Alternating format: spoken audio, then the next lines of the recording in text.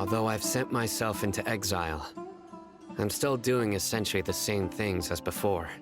Do you still have any questions for me before we start our investigation?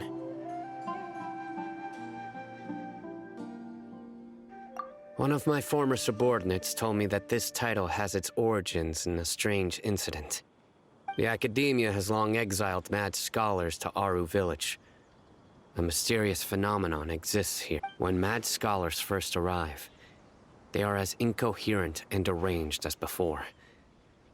But initially, the people of Aru Village greatly resented having to take in the mad scholars.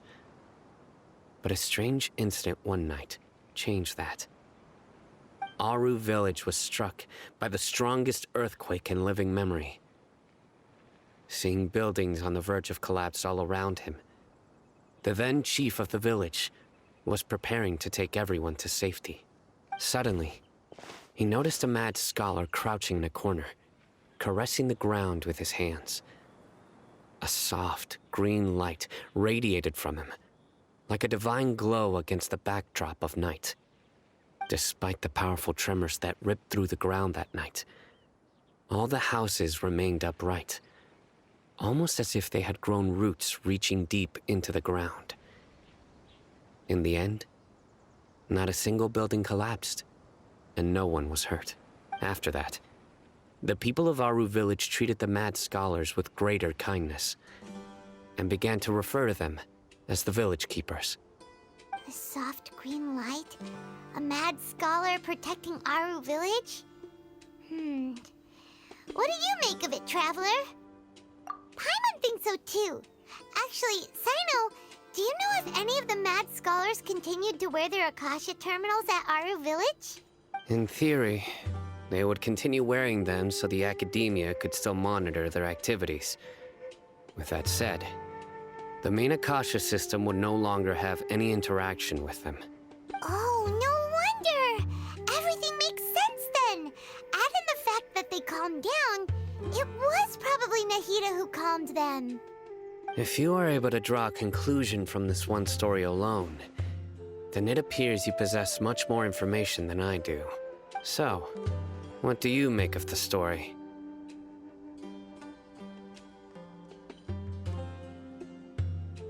Really? Lesser Lord Kusanali. What? You don't believe us?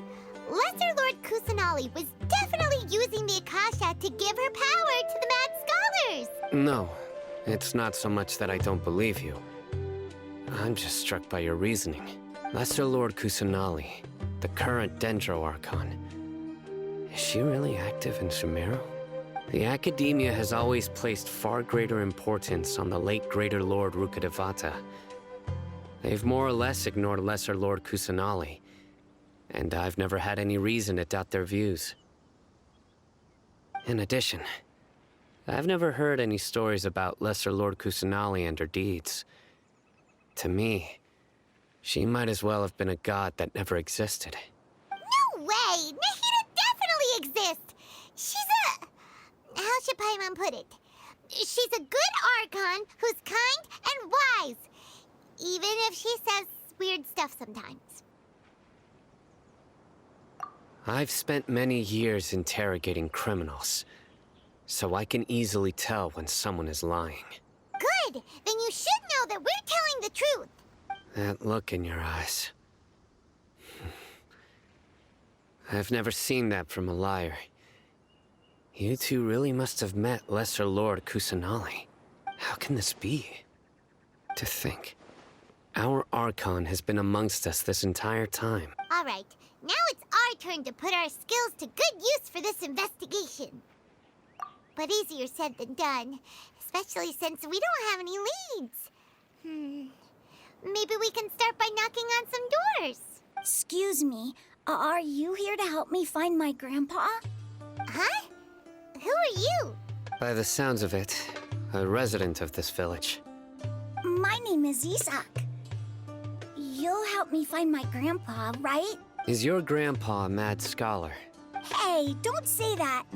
Grandpa is just Grandpa. Why do you have to call him that? It's not like he's a bad person or anything. The person you're referring to is not a local, yet you are. Why do you call him Grandpa? Grandpa is just Grandpa. He's my family. I heard everything you said to the village chief. Please, you gotta take me with you. I want to find my grandpa. I swear I'll help. I won't be a nuisance. Ah, so you're the one who was eavesdropping on us around the village chief's house. I was planning to go out and take care of whoever it was, but I had a vague feeling that they didn't harbor any ill intent. Whoa.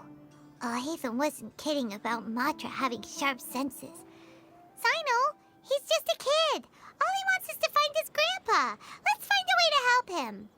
Sorry. I was only listening in because I wanted to know where Grandpa went. Honest. If you don't believe me, you can ask Miss Candace. All right. But first, let's confirm the facts with Candace.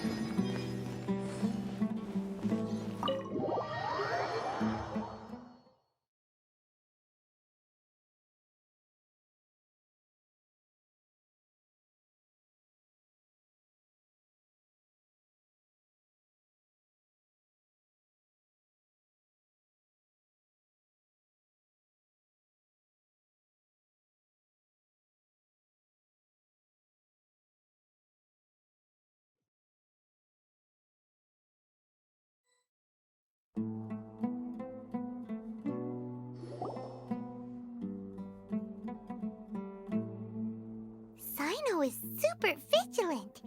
Is this what all the Matra are like? Ah, you're back already. We just wanted to confirm something with you. Do you know a boy by the name of Isak? I had a feeling he'd go looking for you. Huh? You knew this would happen? Yes. Although he tried his best to stay hidden, I still noticed him eavesdropping outside the window. He really wants to get his grandfather back. Isak's parents were both Aramite mercenaries who rarely returned to the village after finding employment in the city. He was raised by his grandfather. Unfortunately, it was only a few years before his grandpa passed away. Isak was still very young at the time, so various families in the village took turns caring for him so he could survive. Later, an elderly mad scholar arrived at the village. Isak thought the scholar bore a striking resemblance to his grandfather, and thus often spied on the man. However, the scholar was unkempt in appearance and incoherent in speech. Although Isak referred to the man as his grandpa, he was afraid and didn't dare to approach him. One summer night, the oft mumbling and bumbling grandpa suddenly calmed down and seemed to become more lucid. He even noticed Isak hiding in the distance. So Grandpa walked up to Isak and patted him on the head. He even took Isak to the entrance of the village, where he patiently taught the boy the names of the stars, and accompanied Isak until he fell asleep. The next morning, Isak woke up and wanted to go find his grandpa again, only to realize his grandpa no longer recognized him. However, even so, Grandpa retained his calm expression. It's said that those who saw the scholar claimed he no longer appeared to be crazy, but appeared to be living in his own world, almost as if he were sleepwalking.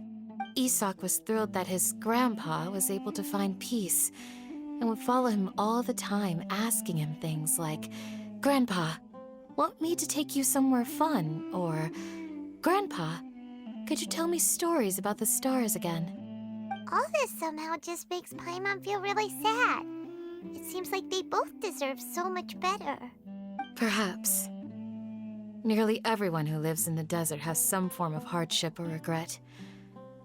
But even so, we must still continue on with our lives. It's also my reason for fighting. I must continue to protect this land.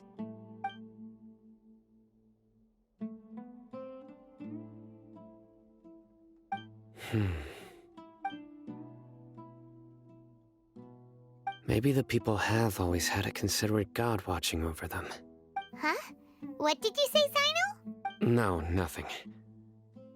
As long as Esau keeps his word and doesn't get in our way, we can take him along.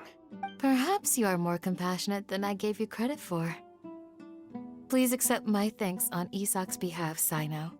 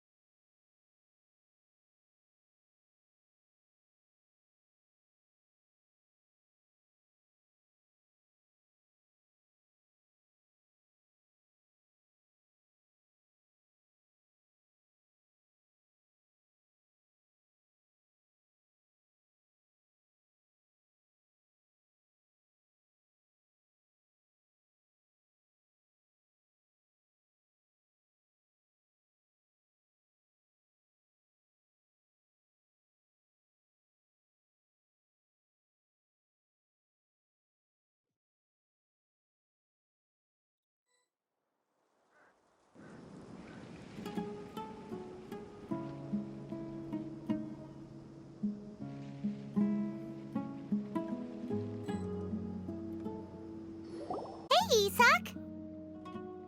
Oh, it's you guys! We've cleared everything up. Let's go find your grandpa. Really? Wow! Thank you so much! Yeah! All right. Let's ask the local residents some questions first.